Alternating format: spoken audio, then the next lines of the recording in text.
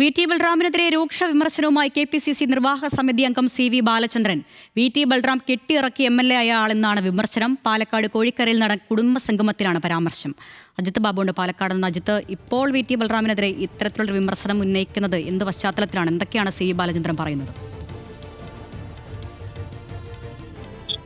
കുറച്ചു കാലമായി കോൺഗ്രസിൽ വലിയ തരത്തിലുള്ള പ്രശ്നങ്ങളാണ് നിലനിൽക്കുന്നത്. അതിന് പിന്നാലെയാണ് ഇപ്പോൾ സി.വി. ബാലചന്ദ്രൻ ഇത്തരത്തിൽ പരസ്യമായി തന്നെ ഒരു കുടുംബയോഗത്തിൽ വിമർശനം ഉന്നയിക്കുന്ന സാഹചര്യം ഉണ്ടായത്. ഗൗരവമായ രൂക്ഷമായ വിമർശനങ്ങളാണ് ഉണ്ടായത്. തൃത്താലയിൽ ബൽറാം തോറ്റത് അഹങ്കാരവും ധാർഷ്ട്യവും കൊണ്ടാണ്. കോൺഗ്രസ് നിലനിൽക്കണമെന്നും പാർട്ടിക്ക് മേലെ വളരാൻ ആരെങ്കിലും ശ്രമിച്ചിട്ടുണ്ടെങ്കിൽ അവരെ പിടിച്ച് പുറത്തിടണമെന്നും സി.വി. ബാലചന്ദ്രൻ പറയുന്നു. അതാണ് ഏറ്റവും പ്രധാനമായും ചില കാര്യങ്ങൾ കൂടി അദ്ദേഹം ചൂണ്ടിക്കാണിക്കുന്നുണ്ട്.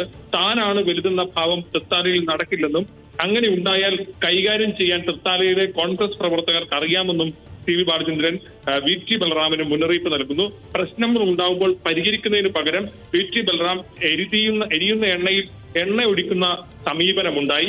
ആപ്പിൾ കഴിക്കാൻ നല്ല മധുരമുള്ളതാണ്, ആപ്പിൾ കാണാനും ഭംഗിയുണ്ട്, പക്ഷേ അകത്ത് വണ്ട് കയറിയാൽ വലിച്ചെറിയുക എന്നല്ലാതെ എന്ത് ചെയ്യാനാണെന്നുൾപ്പെടെയുള്ള വിമർശനങ്ങൾ കൂടി മുന്നോട്ട് വെക്കുന്നു. ഏതാണെങ്കിലും കുറച്ചു കാലമായി അവിടെ നിൽക്കുന്ന സംഘടനാ തരത്തിലുള്ള പ്രശ്നങ്ങളുടെ തുടർച്ചയിലാണ് ഇപ്പോൾ ഇത്തരത്തിലൊരു കുടുംബയോഗത്തിൽ വി.ടി. ബൽറാമിനെ പരസ്യമായി വിമർശിച്ചുകൊണ്ട് തന്നെ കെ.പി.സി.സി നിർവാഹക സമിതി അംഗം സി.വി. ബാലചന്ദ്രൻ രംഗത്തെത്തിയിരിക്കുന്നത് വളരെ പ്രധാനപ്പെട്ടതാണ്. മാത്രമല്ല, വരുന്ന തദ്ദേശ സ്വയംഭരണ തെരഞ്ഞെടുപ്പ് ഉൾപ്പെടെ അടുത്തിരിക്കുന്ന ഘട്ടത്തിൽ ഈ പ്രശ്നങ്ങൾ കോൺഗ്രസ് എങ്ങനെ പരിഹരിക്കുമെന്നുൾപ്പെടെയുള്ള കാര്യങ്ങളും ഇനി കണ്ടറിയേണ്ടതാണ്.